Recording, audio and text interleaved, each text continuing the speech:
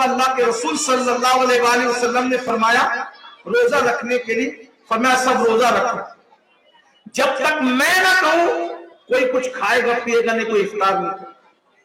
ایسے میں ایک صحابہ آئے اور انہوں نے بتایا کہ ہمارے گھر کی عورتوں نے بھی روزہ رکھا۔ اللہ کے رسول علیہ السلام نے ان کو طلب کیا اور طلب کرنے کے بعد میرے آقا نے ان سے فرمایا الٹی کرو۔ اگر مائیں اور بہنیں بھی سن رہی ہے تو ان کی بھی توجہ چلو اور آپ کی بھی۔ دیکھو دن بھر بھوکے رہتے ہو، پیاسے رہتے ہو، بظاہر کتنی چھوٹی غلطی ہے لیکن یہ کتنا بڑا وبال ہے۔ لوگ تو اس کو چھوٹی سمجھتے، چھوٹی ہے نہیں۔ غیبت تو زنا سے بھی بڑھ کر ہے نا، زنا سے بری چیز ہے غیبت۔ تو وہ دو عورتوں سے اللہ کے رسول نے الٹی کرو، انہوں نے الٹی کی تو اس میں گوشت نکلا، حالانکہ انہوں نے گوشت کھایا نہیں تھا، انہوں نے گوشت نہیں کھایا تھا، لیکن الٹی کرنے پہ گوشت نکلا۔ وہ حیران ہو گئے، انہوں نے کچھ کھایا نہیں، گوشت کیسے نکل رہا ہے؟ تو جب پریشان ہوئے تو اللہ کے رسول علیہ السلام نے فرمایا کیا تم لوگوں نے کسی کی غیبت نہیں کی؟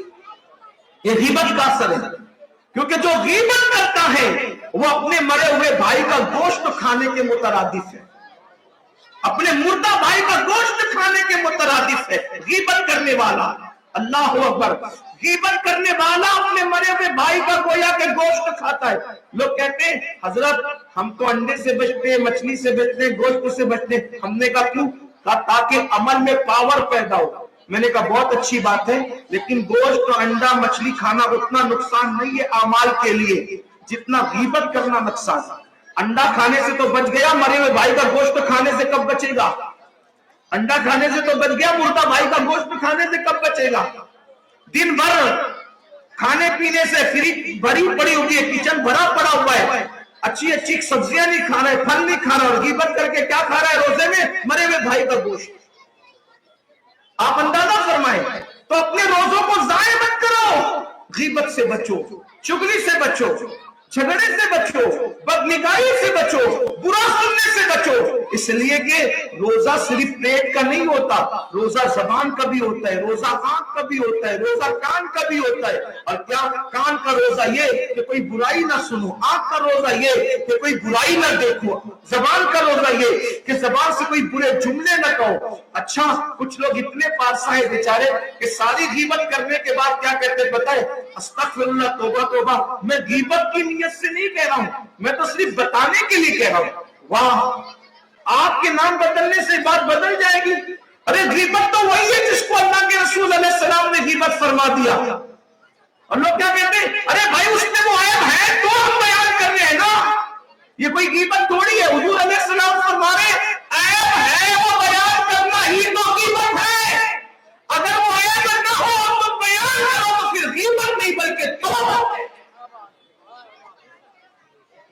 کسی مومن کے پیٹ پیچھے اس کی ایسی بات بیان کرنا کہ اگر وہ موجود رہے تو اس کے دل کو تکلیف پہنچے، بلکہ بزرگوں نے تو یہاں تک لکھا کہ اگر یہ کہہ دیا نا کہ اس کی آنکھ تو چھوٹی تھی، یہ بھی غیبت ہے، اس کی آستین تو لمبی تھی، یہ بھی غیبت ہے، بہت دیر ہوشیار سمجھتا اپنے آپ کو، یہ بھی غیبت ہے، اس کے منہ سے تو بدبو آتی ہے، یہ بھی غیبت ہے، اس کو تو کچھ آتا جاتا ہی نہیں، یہ بھی غیبت ہے۔ اس لیے غیبت کر کے اپنے اعمال کو ضائع نہ کیا کرو، اور خاص طور پر اپنے روزوں کو برباد نہ کرو، زبان پہ کنٹرول کرو۔ بلکہ میں تو یہ مشورہ دوں گا روزہ رکھو، جاگ رہے ہو تلاوت کرو۔ لوگوں کا یہ بھی حال ہے کہ انہیں قرآن شریف پڑھنا نہیں آتا، قرآن شریف پڑھنا نہیں جانتے۔ بزرگوں نے فرمایا جس نے دنیا میں قرآن شریف پڑھنا نہیں سیکھا ہوگا، قیامت کے دن اٹھے گا تو اندھا اٹھے گا۔ مرنے سے پہلے پہلے قرآن شریف سیکھ لو۔ بلکہ میں لوگوں کو مشورہ دیتا ہوں ایک اچھے حافظ جی کے پاس صرف مہینہ بھر چلے جاؤ گے، 3 4 5 پارے اگر وہ آپ کو صحیح پڑھا دیں گے، دوسرے تمام پارے آپ خود ہی پڑھنے کی صلاحیت اپنے اندر پیدا کر لو۔ اس لیے کہ 4 5 پارے اگر اچھے سے پڑھ لو تو پورا قرآن خود ہی پڑھنے کے قابل ہو جاؤ۔ قرآن پڑھنے کا اصول جان لو، قرآن پڑھنے کا طریقہ جان لو۔ جیسے آپ ہر کتاب پڑھنے تھوڑی سیکھنے جاتے ہیں، آپ نے اردو پڑھنے کا قاعدہ سیکھ لیا، انگلش پڑھنے کا قاعدہ سیکھ لیا، ہر چیز پڑھ رہے ہیں، इसी तरह कुरान पढ़ने के कवायद सीख लीजिए, आप बिल्कुल कुरान मुकम्मल पढ़ने लग जाएंगे। रमजान शरीफ के महीने का इसका भी फायदा उठा लो, रोजाना किसी अच्छे हाफिज जी के पास 1 घंटे का वक्त निकाल करके दो और 4-5 पारे अच्छे से पढ़ना सीख लो। देखिए वक्त निकालने पर होगा। हमने कंप्यूटर सीखा, हमने मोबाइल सीखा, हमने कारोबार सीखा, हमने तिजारत सीखा, बहुत कुछ सीखा। कुरान पढ़ना भी सीख लीजिए। कुरान की बरकतें हैं, अल्लाह का कलाम है, उसकी बरकतें हैं और बहुत बरकतें हैं। बल्कि सैयदी आला हजरत इमाम अहले सुन्नत रदी अल्लाह तबारक व तआला फतावा रज़विया शरीफ में एक रिवायत लिखते हैं, फरमाते हैं कुरान की अजमत और हुर्मत की वजह से हर फरिश्ते को भी कुरान पढ़ने की इजाजत नहीं है। तवज्जो करें और फरमाए कुरान क्या चीज है। हर फरिश्ते को भी कुरान पढ़ने की इजाजत नहीं है, लेकिन मोमिनो ये हुजूर के उम्मती होने का सदका है कि अल्लाह हमें कुरान पढ़ने का हुक्म दे। गुनहगारों को हुक्म कुरान पढ़ो, कुरान पढ़ो, कुरान पढ़ो। अब जब फरिश्तों को, हर फरिश्ते को कुरान की तिलावत की इजाजत नहीं, तो फिर फरिश्ते करते क्या है? फरिश्ते ऐसे करते, मौला जब हमें तूने कुरान पढ़ने की, जिनको इजाजत नहीं है वो क्या कहते, मौला हमें कुरान पढ़ने की इजाजत नहीं है, तो हम कुरान की लज्जत कैसे हासिल करें? तो अल्लाह फरमाते हैं जाओ मेरे जो बंदे कुरान की तिलावत कर रहे हैं उनके मुंह पर अपना मुंह रख दो और कुरान की लज्जत को हासिल करो। अंदाजा करें ये कुरान है, फरिश्ते लज्जत कुरान की हासिल करने के लिए कुरान मुकद्दस की तिलावत करने वालों के मुंह पर मुंह रखने के लिए आते हैं। फरिश्तों का नुक्ता है, इसलिए कुरान की तिलावत करो। नई कुरान पढ़ना आता, कलेमा शरीफ पढ़ो, दुरूद शरीफ पढ़ो, हाथ में तस्बीह रख लो, किसी से शर्माने की जरूरत नहीं, हाथ में तस्बीह रख लो। बटन वाली तस्बीह तो आसान छुपी हुई भी रहती है, और किसी से यार गुनाह करने में शर्माने की बात है, नेकी करने में कोई थोड़ी शर्माना। कुछ लोग समझते हैं हाथ में तस्बीह रखना रियाकारी है। रियाकारी हाथ में तस्बीह रखना नहीं है। हाथ में तस्बीह का ताल्लुक रियाकारी से नहीं है, रियाकारी का ताल्लुक दिल से। अगर आप दिल में ये सोचते हैं माज़अल्लाह कि लोग मुझे तस्बीह पढ़ता देख करके बड़ा मुत्तकी पासा समझे, तो ये रियाकारी। और अगर आप अल्लाह के लिए पढ़ रहे हैं, लोगों से आपका कोई ताल्लुक ही नहीं, बल्कि ये भी नियत है कि चलो लोग देखेंगे तो 4 लोग मुझे देख के भी तस्बीह पढ़ेंगे, तो बल्कि अल्लाह उसका सवाब तुम्हें और अता फरमाएगा। क्योंकि जितनों ने आपको देखकर हाथ में तस्बीह ले ली उनको तो सवाब मिलेगा, उनके सवाब में कमी नहीं है, मगर अल्लाह आपको भी सवाब अता फरमाएगा। इसलिए अगर आप हाथ में तस्बीह, बातचीत से परहेज करो, कम से कम गुफ्तगू करो। रोजे में जितनी कम गुफ्तगू करो उतना अच्छा है। लेकिन इतना याद रखना, ऐसा नहीं कि बात ही बंद कर दो। हमारे यहाँ चुप का रोजा नहीं है, बकदरे जरूरत बात करो, फजूल बात से बचो, टीवी देखने से बचो। बल्कि एक बात यहाँ और भी अर्ज कर दूं कि कुछ लोग क्या करते हैं, रोजे में इतने नेक हो जाते हैं कि वो टीवी चैनलों पर ही मसरूफ हो जाते हैं। और पड़ोस के मुल्क में से ये वबा आ गई है, रमजान शरीफ के प्रोग्राम के नाम पर अब तो एंकर और लड़कियां मेकअप करके बैठती हैं बिल्कुल इफ्तार के करीब, और उनके साथ लोग भी बात करके बैठ जाते हैं। फिर सवाल और जवाब होते हैं, ये होता है वो होता है, सीखना। कितने मुकद्दस वक्त में आप एक मेकअप करके आने वाली लड़की के साथ हालत रोजा में टीवी का मुंह पकड़ कर बैठे, सोचिए सही। और लोग उसको भी इबादत समझते हैं, उसको भी इबादत समझते हैं। याद रखिए कि उलमा के बयानात जरूर सुनिए, उसका एक वक्त हो। लोग बिल्कुल इबादत के दुआ के टाइम में, इस्तिग़फ़ार के टाइम में टीवी लगाकर बैठ जाते हैं, तो ऐसा मत कीजिए। खास तौर पर इफ्तार के वक्त में अपने बच्चों को, बीवी को, सबको साथ में लेकर के बैठो, और हो सके तो घर का कोई फर्द दुआ करे और उसकी दुआ पर सब लोग आमीन कहें। अब आप सोचेंगे मुझे तो दुआ करना नहीं आती, फिर आप अकेले में क्या करते हैं?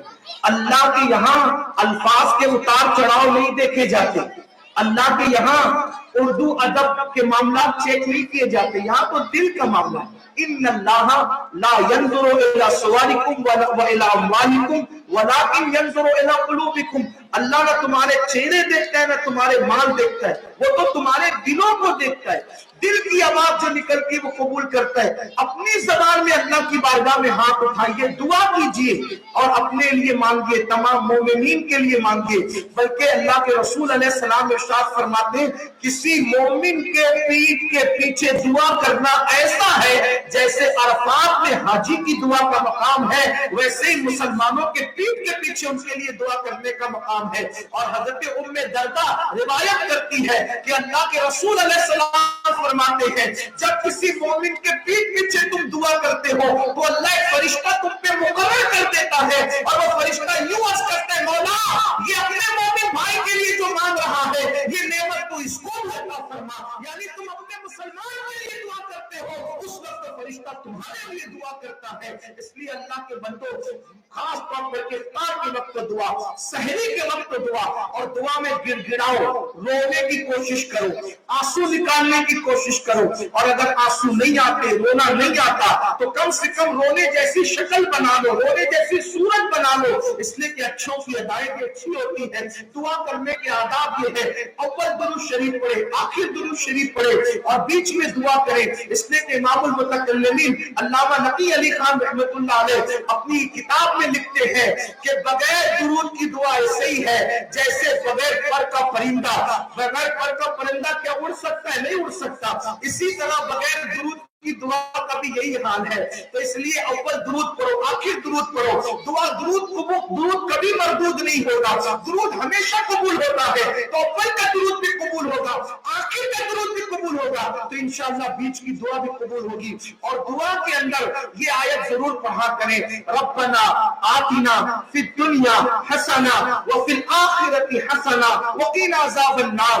आका ने सलाम फरमाते, जिसने ये दुआ कर ली उसने सब कुछ मांग लिया और अल्लाह उसको सब कुछ अता कर देता है। एक हदीस ये भी है, जो ये आयत करता है अल्लाह उसके गुनाहों की मग़फ़िरत फरमा देता है। ये आयत भी याद कर ले, उसी के साथ साथ सूरह फातिहा याद कर ले।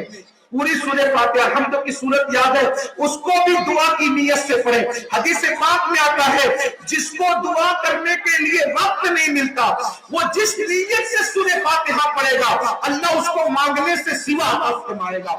इसलिए हमारे अक्सर अहले सुन्नत में कहते हैं ना अल फातिहा, जब कहते हैं तो उस वक्त भी लोग कहते हैं अल्लाह ये दे दे, वो दे दे, वो दे दे। हालांकि पहले जब अल फातिहा कहा जाए तो तरीका ये है कि आप पहले सूरतुल फातिहा पढ़ें, दुआ की नियत सूरतुल फातिहा पढ़े।